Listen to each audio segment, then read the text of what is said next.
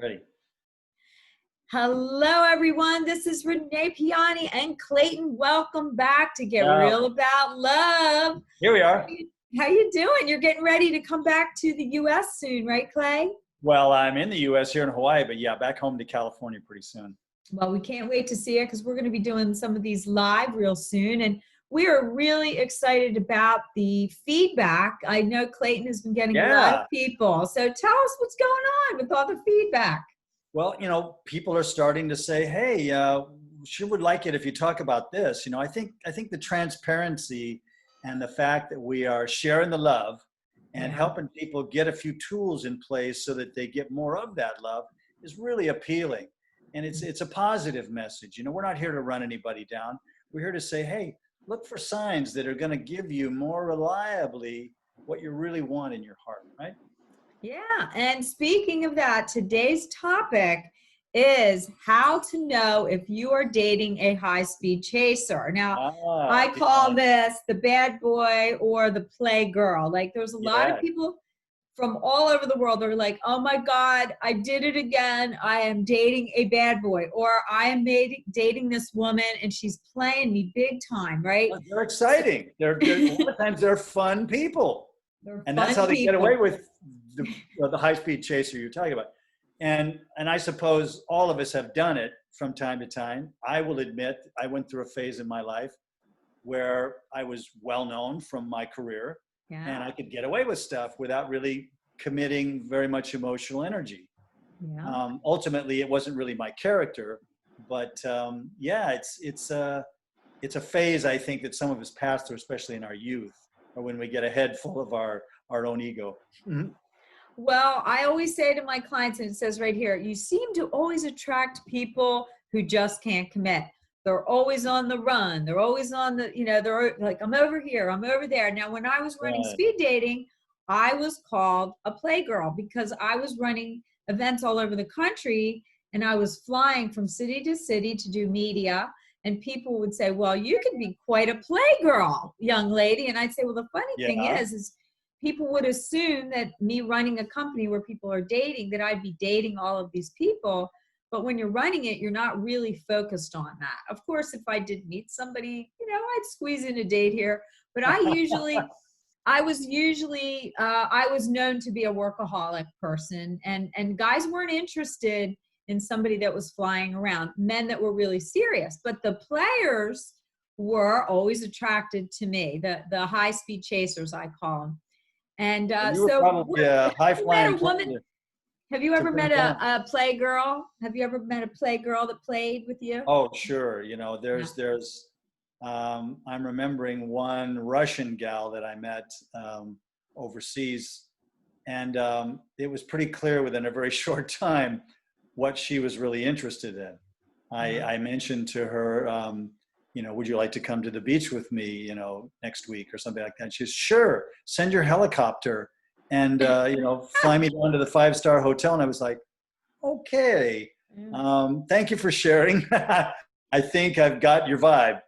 And Well, people show the signs and sometimes you don't even realize it. But sometimes they go in for the play, like they go in with all this love and all this adoration right away. It's like a hard close, like on the first or second date. And I have so many clients that call me from online dating and they talk and talk, right? And then they feel this magic and they go, I think I've met my soulmate. Then they go either fly in or the person flies them and they see each other. And then suddenly it sizzles out right away because they jumped in too soon and found out that that person had 3 or 4 other people they were doing the same thing with. And sometimes they get caught. And it is really brutal to some people. So I'm here to offer, and I know Clayton has read these, and I think that these are signs. Like if you're not listening or aware of these signs and you're involved with somebody that makes you feel doubtful about yourself, then you need to listen. So here's one. Maybe you can turn to page 60, Clayton, and I'll read one. So the I'm there. first one is on page 60. They're vague and don't make solid plans ahead of time. Bad boys and playgirls use the word, I like to be spontaneous. I'm going to give Ah, you a yeah. call. So if they if you say no, that they say, oh God, just be open and be fun. So they never seem to commit. So what's the next one, Clayton? This is an important one. Well, you tell them several times that you have a special work event, a wedding, a family related celebration coming up, and you want them to be there. However, they often don't acknowledge or remember and conveniently forget that you told them. Then they apologize with a nice dinner, flowers, and a great night of sex. Because of this, you erase the disappointment and give them the benefit of the doubt. This behavior often is repeated over and over, and you assume that they just need their space. Oh my God. Don't you want to kill people that do that? I do. Well, it's Oh, extremely, manipulative. And that the spontaneous thing you spoke about earlier, I think is really telltale when they kind of use that as leverage against you. You're not a fun person if you can't just like spin on your heel, And there's a place for that, but when that's a consistent MO, and then someone is, not really honoring what's important to you in your life, you've got to ask yourself, how much do they really care about how I feel? That's the bottom line. yeah. Well, it's really important for that fix that you're looking for. Many of us say, I can deal with a high-speed chaser or a playgirl, and I'm not going to get involved. And then months later, I had so many clients, they would call me and they said, remember that guy, or remember that woman I told you I was not going to see anymore? Well, I haven't called you because I did it anyway. My little boy wanted a fix and I got my fix, and now I'm hurt and I don't know what to do. And I'm like, you got to heal this instant fix thing. That's what is happening to a lot of people. They rush into love, and it's really not a good idea. Not a good idea. So we have 3 more minutes to talk about all this. So I don't know about you, but I meet people every single day who have spent 3 or 4 years trying to change a bad boy. I had a girl that I met on the at the gym one New Year's Eve. Yeah, she was with a guy.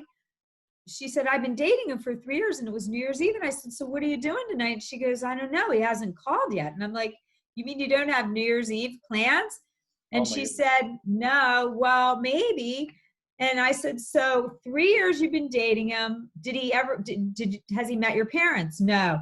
So all the signs, I was asking her all these questions, and all of them were no, no, no. Has he ever asked you for a commitment? No. How often do you sleep with him? A few nights a week. Do you see him on the weekends? No. Does he ever take you on vacation? No. Has he met your parents? No. So I said, well, it's the new year, and you're going to go over at the last minute. He'd probably call you about 7 o'clock. This is at 4 p.m. on New Year's Eve, and he hadn't made plans. Well, lo and behold, she got invited to a party. So I said, you get dressed up and go to that party, because he's going to call you late tonight, because he's probably has 3 or 4 options, and he's trying to decide which girl he's going to juggle on New Year's, and you're going to be one of his list. So when he calls, tell him no. Basically, that night, she made a decision that she said, listen, I've been dating you for 3 years, and the fact that you didn't make plans with me, I already have plans. He got really mad, but she went out that night, and she met her husband that night. Wow. That night, she changed her mind, and she knew inside that he was bad. So this is happening to a lot of people. So really listen to your heart, your gut, if it feels like something isn't right or somebody's not ready. And I know Clayton had experienced some of that, and it makes you feel bad, but it really doesn't have anything to do with you. It has to do with them. Well, yeah, I mean, you have to, this can look at a bunch of different ways. People can be very wounded and demonstrate some of this behavior. I think on the rebound, I know for myself, I'm very raw. I'm very, I can get excited very fast when someone appears in my life and wants to give me love when I'm feeling really hurt from something else. Yeah. But it's a very dangerous place for me to go in my mind. And so I need to take the time, as you often advise, to get real about love and find out who this person is and find out where I am before I get involved with somebody who turns out to be a player or unable to give me the commitment that I justifiably am looking for. Well, real love. it is really all about honesty. And as we continue with our work, we are only here to share secrets and wisdom so that you choose wisely from this point on in your life. And I think that this sparkle that everybody wants to have, usually when you meet somebody that has that energy that turns you on, that sparkle isn't going to go anywhere if they really want a commitment. So a lot of women say that if they don't sleep with a man, now 3 people called me this week and told me the same story. I went out with a guy twice, 3 times, and by the 3rd date, he was expecting me to sleep with him, and I did not, and then he never called back. I said, well, lucky for you, you didn't drop your... Yeah, 3 women this week that I coached. They were very sad. They met somebody. They had the sparkle. They went on 3 dates. They kissed on the couch. The guy was trying to close the deal, on the 2nd date saying, oh, we feel this chemistry. She's like, I don't even know anything about you. Let's take our time. Let's take our time. And she didn't. And then he called and said he had a great time. They saw each other again, and he tried to lock it down again in bed, and she did not do it. And then he never called her back. He never called her back.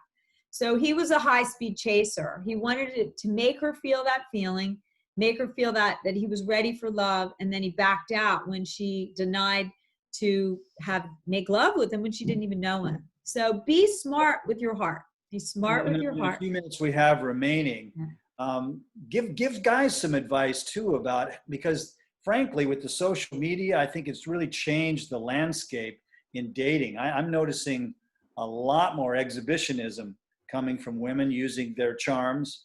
I find rather indiscriminately, broadcasting them to potentially thousands of people, but primarily targeted to men to get their kind of fix. So there's a lot of women are doing this now too, I suppose. Birth control makes them just about as equal with men if they want to have that kind of short-term thrill-seeking relationship. Do you agree? Is that your experience? Well, in my experience, when people are breaking up, sometimes people go right out to get a fix to cut off the energy from their past. And they'll call me and say, my friends have advised me to go right out and date. And I said, well, there's a difference between dating and then going out and getting laid. I mean, people will say, well, I'm going to go out and get laid. And I'm like, well, what is that really going to do for you to meet a stranger? Just reach for that thrill as opposed to get to know somebody. That's right. And they say, well, it's going to break the bond that I have with this person. And I said, well, if you're still hurting over it, it could make it worse, because you're then, after you've had this, sacred time with someone that you thought was special, and then all of a sudden they weren't ready and you get hurt, the easiest thing for most people to do is to go get laid, right? Or go get a fix from, scratch yourself. Yeah. I call it get juice from men. Now, there's nothing wrong with flirting. There's nothing wrong with going out and maybe drinking and partying and flirting. But if you start to just have sex with people just to numb your pain, I often find that the people feel worse in the long run. Now, some people, you feel worse. I think it really came down to, the little emotional guy that lives inside of me. If I'm doing that kind of behavior, I'm throwing him under the bus because he really wants to feel something beautiful. Yeah. And that takes time to grow. And if I'm having those kind of short-term relationships, I'm ignoring a whole part of myself that really doesn't get to come to the party. Yeah. And that's not sustainable in me for very long. But if each person could hear what he just said, and this is kind of important as we wrap this up, is that we all have a little girl and a little boy inside of us all. Sure.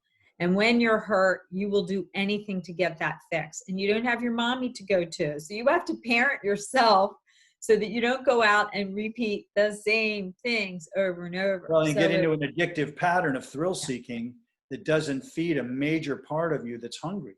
Yeah. And it causes more pain in the long run. So as we wind up this segment of Get Real About Love, I hope that if you have experienced this, that you'll be gentle with your heart and you'll take time to reflect on how important your gift of giving your heart to somebody too soon can cause more damage than good. So it's not going to go anywhere. The love won't go anywhere. You're not going to lose anything over it. So just watch your heart and make sure that you get real with yourself. And And I highly we are going recommend, to be giving you a few more tips in just a moment. okay. I highly recommend reading this section of the book so you really have your tools in place to spot someone who's just a player or someone who's really deeply wounded and not able to give what you really clearly know you want in a relationship. And that doesn't make them bad. It just makes you take a cautionary stance about how much of your heart you give to that situation. Well, I have to say, Clay, I'm so appreciative of your raw, real, insights, from a celebrity standpoint. I know that a lot of people feel that celebrities have it made, that they can just go and just pick up anybody that they want. And it's probably true. But in the long run, wouldn't you say that you could have left a few broken hearts behind? Oh, I'm sure that I have. Like I said, when I first started traveling after the soap opera that I did was quite popular internationally. It was, a bit like a kid in a candy store. But actually, I had the opposite experience when I first went to Italy, for example. Mhm. I couldn't walk on the street, and I don't say that with ego so much as I was like a deer in the headlights. I had no idea if I had a real friend. It seemed like Wow. everybody just wanted to have a little juice from you, or they wanted to use you to entertain their friends, or so I felt like a dancing bear at many of Mm. the events I went to because I was this center of attention that nobody knew who I really was. Isn't So that there was that little interesting? guy inside that was really suffering. Yeah. So it's not all it's cracked up to be. And this thrill seeking, it's like trying to live on cotton candy. Sooner or later, you've got to have a square meal that really meets your nutritional needs. Cotton candy's tasty, but you can't live on it. Well, it's also empty after a while. I mean, Yeah. I can say that I dated a few guys that I thought that they were really cool in the beginning, and then after I got to know them, I was like, wow, he doesn't really have that much behind the face, or the Right. looks and everything. As I finally realized that I had attracted unavailable men because I myself grew up in a family of cheaters, and so a part of me didn't trust love until I healed this part of myself. And that's what my work is all about, is healing the parts of us that make us do stupid things to keep hurting ourselves Right. over and over, That's right? a key point because And I can relate to that too. I had some wounds from my childhood. And so when I feel abandoned by something that I really get my heart set on and I feel a deep disappointment, it's oftentimes being triggered by that sense memory from my childhood. well, they say if you've been hurt, if you've done, a bad guy or a bad girl and you got hurt, your mind stores the memories as they happen to you. Your heart also feels that pain, and then you might have a happy experience in there. But if the pain overweighs the pleasure and the true connection, then a part of you doesn't believe that love exists for you, right? And so you will do whatever it takes to feel that love, even though it might not be real. And that is why the only reason I'm saying this is because I did it to myself, and I finally learned how to unwind it. And I literally share my whole journey with the world because I couldn't find somebody to help me to integrate between, like Clayton was talking about his little boy, and I know he's dying to talk about it. And I had that little girl that wanted that fix that moment. It was like getting a lollipop, but it wasn't a lollipop. It was a heartbreak, and it Yeah. didn't taste that good after I had it. I can It's tell very you. disillusioning when you think you're going to get a big thrill out of this that's going to last. And you find out once again that it's cotton candy or a lollipop. And so, and I have a tendency sometimes to delude myself and think, oh, I can fix this. I can outlast this crisis. I can, my love is so big that I'll win her over, Yeah. and instead of looking for that even energy exchange as you move in a gradual way, I think it maintains more of the fun and the mystery of a relationship too. If you don't go in so fast and you just kind of let someone, you find out if they really want to know you, if they Yeah. ask you leading questions. and things like that. So it just protects me from a lot of what amounts to addictive behavior about getting that thrill. And I think the wounding you talked about, people who get hurt, they start to feel like this is a safe defense mechanism. But just having sex with people is really, I intuit, is not true intimacy. It's a dodge of intimacy. It's an action. It's not supported by an emotional context. And so it's a way for a lot of people to avoid threatening and painful intimacy because they've had bad experiences. I agree. I totally agree. And it's so important for you to be real with yourself. That's the whole part of why I do what I do, is to make you do the self-examination to see what your patterns are. So what are your patterns? And we would love to hear. We'd love to hear if you've gone out with a bad girl or a naughty boy, and see how your heart fared after that. Or what did you learn from it, right? Yeah, tell us what you learned. That's really what's valuable. valuable. Tell us what you learned, because people need to know that real love exists. And I have extraordinary love in my life. I've been married now, gosh, it's going on 15 years. So Wow. I'm only here. I know I'm going to be married 15 years, and we get married every year. And I make sure that I keep my life and my sacredness and my marriage very close to my heart. Isn't that beautiful? I know we got to wrap this up, but the next one, I want to hear a lot more about how that whole thing went down after you were kind of had that bad girl reputation, right? I did. How did People you pull used in to such call a me. great guy? People used to call me a man eater because I really didn't hurt anyone. I wouldn't let people close to me. I would hurt people by pulling them in with my bubbliness and then saying, you know, I just don't trust. I can relate to that. My lack of trust was what caused me to wait until I was in my 40s to get married. So now you're adding up the years, and I'm not going to say how old I am, but I'm trying to help people that are either going through a shitstorm or a divorce or a breakup not waste years of their life trying to get over it. We need it. This whole COVID thing, and it's added a whole new dimension to dating in the first place. I mean, you can't just jump into bed with somebody. It's taken on you take your life in your hands potentially. So it's going to be a very interesting time that we are stepping into with this kind of advice, and I hope that it's going to reach some more receptive ears, shall we say. Yeah. So we are only here to spread love. We hope you enjoyed this. We'd love to hear from you. I'm letting all of Clayton's Italian fans, we are transcribing the book into Italian, and very soon we're going to be offering a free first couple chapters of the book so you can see if it's interpreted properly. You want me to say something in Italian at the end here? Yes, tell the ones of the Italians that we're doing this for them, right? Per favore, nostra audienza italiano, se hai sfruttato questo bel video con Renee, ti piacerebbe commentare o fare una domanda, lascialo a mia Clayton Norcross.official sull'Instagram, ok? Yes. So be kind to your heart. If you've dated a bad girl or a naughty boy, just remember the memory and move on. It's not worth ruminating over anymore. People stay hooked on all that for years, and life is too short. Pick up the book, show them the book. Get Real About Love on Amazon, and it will change your life. I promise you, if I had only had somebody be real with me the way that I'm being real with you, real with Clayton, and thousands of people around the world that have gotten married after saying, I am done with love.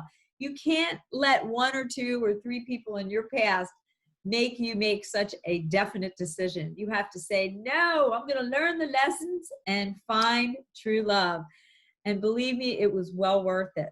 It was well worth it, but it is work. So inner work that everyone needs to do. It's discipline. So Clayton, thank you for sharing your beautiful heart with all of these people worldwide. And we will be back next week with more tips, and we hope to hear from you. Ciao tutti. Bye-bye. Big love. Hold on to that heart. We'll talk to you soon.